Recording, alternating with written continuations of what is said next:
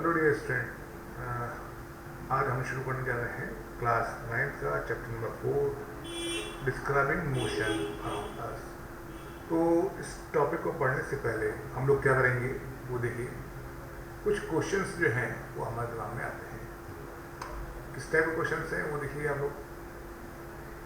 आप सामने स्क्रीन में देख रहे हैं कि एक ट्रक है ग्रीन रंग की और एक रेड रंग की कार है। अब क्या हो गया, दोनों के बीच में एरो पे क्या लिखा हुआ है 2 सेकंड्स और मोर, यानी कि जो रेड रंग की जो कार है, लाल वाली कार, ट्रक से तकरीबन 2 सेकंड की या 3 सेकंड की दूरी पर है। क्लियर। तो सबसे पहला क्वेश्चन ये आता है कि how much distance we should maintain from the truck ahead to avoid collision if it suddenly applies the brake. क्या मतलब है इसका कि अगर आगे चलता हुआ ट्रक अचानक से ब्रेक लगा दे तो हमें टक्कर से बचने के लिए कितना डिस्टेंस रखना चाहिए। क्लियर। फिर दिमाग में क्वेश्चन ये आता है कि does this distance depends on the speed with which we are moving. मतलब कि जो लाल रंग की जो कार है, वो कार जो है, कार और ट्रक के बीच का जो डिस्टेंस है, क्या इस बात पर डिपेंड करता है कि कार की स्पीड क्या है। और थर्ड क्वेश्चन जो है, why should we maintain a safe distance from the vehicle ahead. हमारी गाड़ी से आगे अगर कोई दूसरी गाड़ी है तो दोनों गाड़ियों के बीच में डिस्टेंस मेंटेन करना ज़रूरी क्यों है। तो इन सब क्वेश्चंस के जवाब इस चैप्टर में मिलेंगे। तो सबसे पहले हम लोग क्या करना है वो देखिए। Everything in nature is in motion. Everything, अब एवरीथिंग इन नेचर का मतलब क्या हो गया कि इस ब्रह्मांड में जो भी चीज़ें हैं, है ना, चाहे वो मासिव एस्ट्रोनॉमिकल ऑब्जेक्ट्स हो या फिर सब एटॉमिक पार्टिकल्स हो।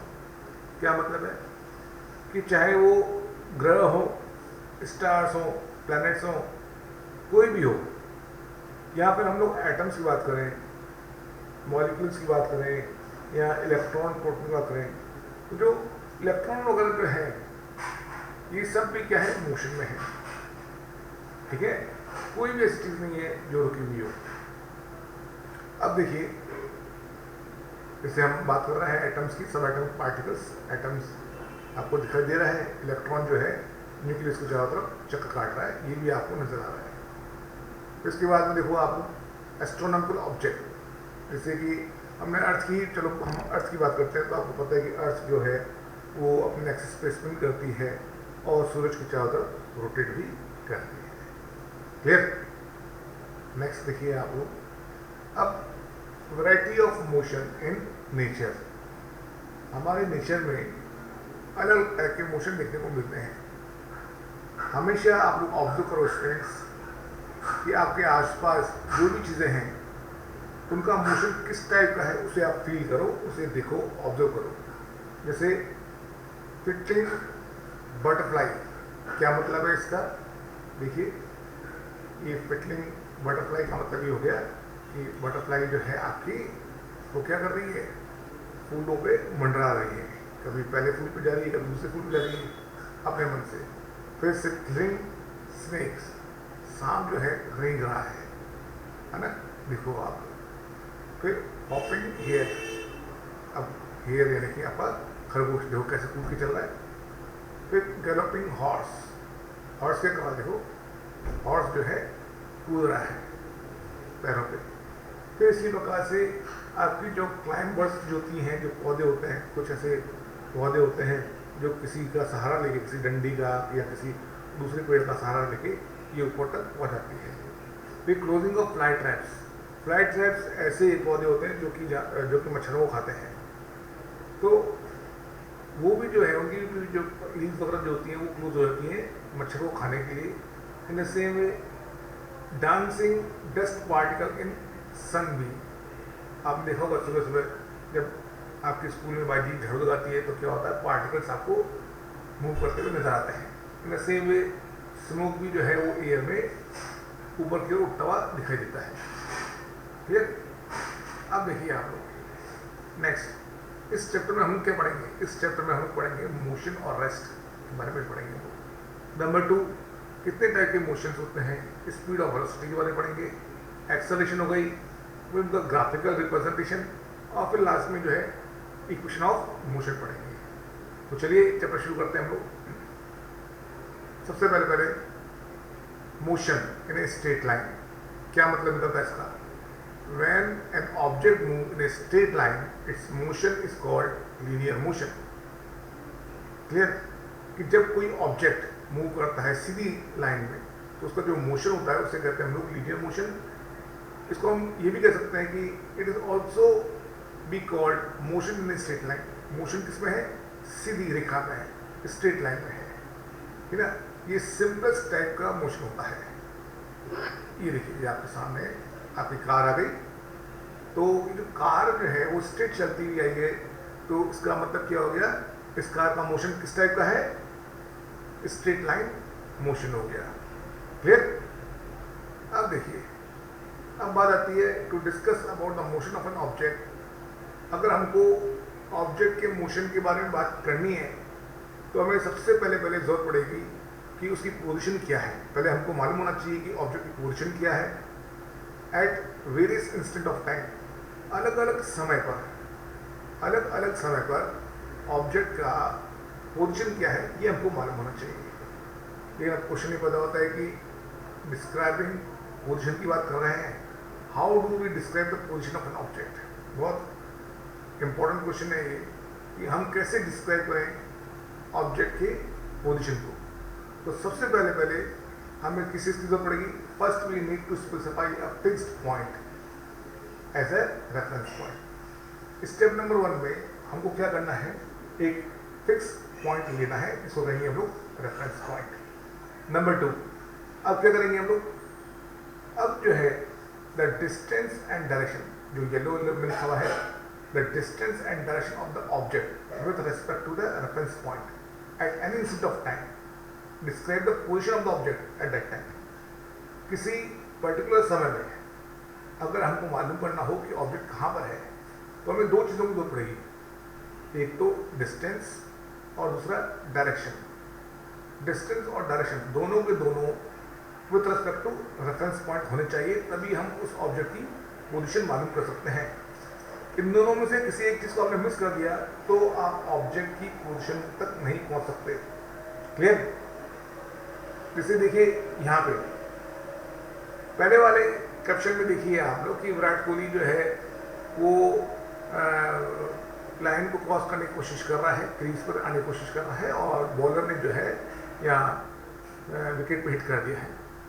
तो रेफरेंस पॉइंट क्या हो गया? ये जो व्हाइट रंग की जो लाइन दिखाई दे रही है वो रेफरेंस पॉइंट है। मूविंग ऑब्जेक्ट कौन है? विराट कोहली है, ठीक है ना? अब जरा देखो क्या हो रहा है।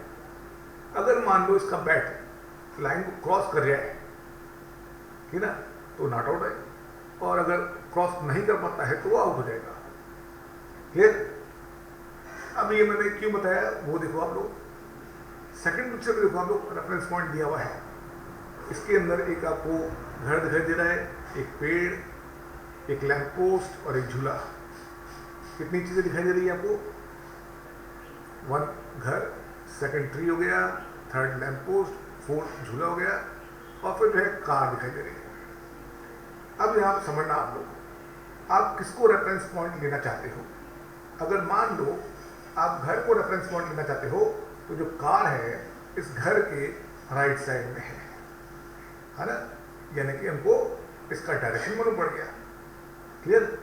अब डिस्टेंस जो है लगभग 50 या 100 मीटर की दूरी पे कार है, तो हम लोग राइट साइड में जब 50 मीटर जाएंगे तो हम इस लाल कार को ढूंढ लेंगे। क्लियर? लेकिन अगर मान लो मैं रेफरेंस पॉइंट ले लूँ लैंप पोस्ट को, तो क्या होगा? जो रेड रंग की जो कार है वो लैंप पोस्ट के लेफ्ट साइड में है, और तकरीबन 20 मीटर की दूरी पर है। तो कार आपकी वही सेम है। क्लियर? लेकिन जब आप रेफरेंस पॉइंट को बदल देते हैं तो इसका डायरेक्शन और डिस्टेंस दोनों चेंज हो जाता है। क्लियर? अब देखिए, ये डिपेंड करता है पोजीशन निकालने के लिए कि आप किसको रेफरेंस पॉइंट ले रहे हो। नेक्स्ट पॉइंट देखिए आप, when do we say that an object is in motion, हम कब कहते हैं कि ऑब्जेक्ट जो है मोशन में है। हिंदी में हम क्या कर रहे हैं, हम कब कहते हैं कि कोई वस्तु गति में है। तो क्या हो गया, if the position of the object with respect to reference point change with time, the object is said to be in motion. अगर रेफरेंस पॉइंट के संदर्भ में हम बात करते हैं, तो रेफरेंस पॉइंट के संदर्भ में अगर कोई ऑब्जेक्ट जो है अपनी जगह चेंज कर लेता है, तो उसका मतलब ऑब्जेक्ट मोशन में है। क्लियर। जैसे football rolling state on the ground, ये देखिए आपके सामने फुटबॉल जो है वो रोल करते हुए आगे जा रही है, एरो से दिखाई दे रहा है, ठीक है ना। हिंदी में इसको क्या बोलेंगे, यदि किसी वस्तु की स्थिति किसी रेफरेंस पॉइंट के संदर्भ में है ना, है ना, यदि किसी वस्तु की स्थिति किसी संदर्भ बिंदु के सापेक्ष समय के साथ बदलती है, तो उसका मतलब जो वस्तु है या जो ऑब्जेक्ट है वो मोशन में है। फिर जैसे कि रोल करता हुआ फुटबॉल स्ट्रेट लाइन में रोल कर रहा है। तो दूसरा क्वेश्चन ये पता होता है कि हम कब कहते हैं कि कोई ऑब्जेक्ट रेस्ट पे है। तो पहला ये हो गया कि ऑब्जेक्ट जो है रेस्ट में केवल तब होगा जब उसकी position does not change with the time. Time बढ़ता जा रहा है, आगे आगे बढ़ता जा रहा है, लेकिन वो अपनी जगह नहीं चेंज कर रहा है with respect to reference point. तो उसका मतलब ऑब्जेक्ट क्या है, वो रुका हुआ है रेस्ट पे। जैसे कि फुटबॉल जो है यहाँ पड़ी हुई है, आप समय देखो, समय मान लो कि अब 12 बजे है, ठीक ना। 1 घंटे के बाद देखा आपने 1 बजे ये फुटबॉल वहीं की वहीं पड़ी हुई है, तो इसका मतलब ये रेफरेंस पॉइंट के सापेक्ष ये विरामावस्था में है, यानी कि रेस्ट पोजिशन पर है। क्लियर। नेक्स्ट देखिए,